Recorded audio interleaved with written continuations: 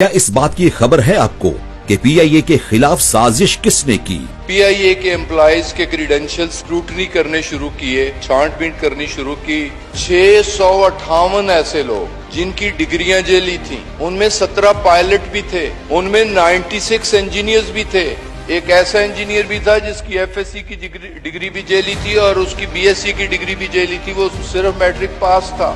اس کے بعد پی آئی اے کی پروازوں پر یورپ سمیت دنیا بھر کے تمام بڑے روٹس پر پابندی عائد کر دی گئی۔ پابندی کے بعد ان تمام روٹس پر ورجن اٹلانٹک کو پروازیں چلانے کی اجازت کس نے دی؟ قومی ایئر لائنز کو اربوں خربوں کا ٹیکہ لگا کر ایک غیر ملکی پرائیویٹ ایئر لائن کو یہ روٹس کیوں دیے گئے؟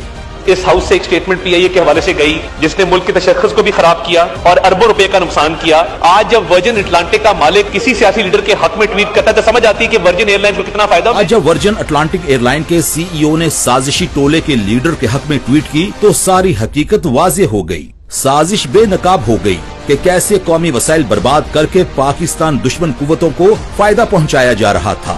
اگر اسی طرح کڑیاں ملاتے جائیں تو آپ کو ان سازشی عناصر کا بنا ہوا جال بے نقاب ہوتا ہوا نظر آئے گا۔